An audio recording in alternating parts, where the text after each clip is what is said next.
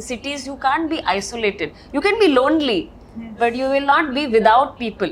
But then even the fancy glass buildings, they have no choice because the rain is coming. They will also cover it in blue. You know that when a building, for example, when it's not even monsoon, when they put a blue fence out like that, asbestos sheet outside, blue color, you know that building is going to be taken down and a new building is going to be made there. I think more than the objects in the frames, the color pattern is more important. Like first half of the movie is completely in a blue tone, but when they are going to Ratnagiri, it is shifting to brown tone. Yeah. And it is more relaxed and free frames. We can say that the seal, we can see the soil, we can see, and you're actually exploring it that wide frames. But in the Mumbai, they have very close spaces and they are so stressed out. And that transition is really amazing. How did you plan this? Like you want to make close surface, like places in the first half, and then people have to be free in the second. What was that planning process? If people who are familiar with Mumbai will know that space is one of the biggest problems. And everything is very small in houses and apartments and everything is like very congested. So we wanted to keep that quality of Mumbai, and always you will have lot of people there. So when you see some frames in the hospital, you'll always see people at the back because nobody is really isolated in that sense. In cities, you can't be isolated. You can be lonely, but you will not be without people.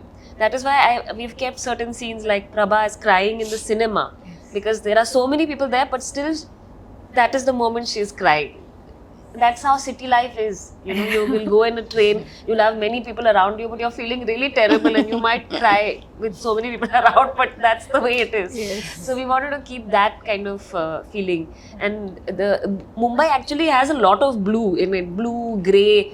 Like when my DOP and I, Ronabir, we were going around and we were doing a lot of observation. And the city is, especially in the monsoon time, what happens is that there is a blue plastic that gets put on everything. So they put it on, like all the vegetable carts will have it, all the the small like the shanty towns, the slum area, everybody will put it on the roof and you will see everything is blue. But then even the fancy glass buildings, they have no choice because the rain is coming. They will also cover it in blue. So the whole city gets, in fact, one artist has done a photograph series, Tejal, her name is Tejal Pandey. She has done a photo series on blue tarpaulin of Mumbai. So it's also like, that when a building, for example, when it's not even monsoon, when they put a blue fence out like that, asbestos sheet outside, blue color, you know that building is going to be taken down and a new building is going to be made there. So for me, this blue color was very much symbolizing monsoon, a kind of forced equality which doesn't really exist, and then also this transient nature of the city where every building is breaking for a bigger building and somebody to be displaced.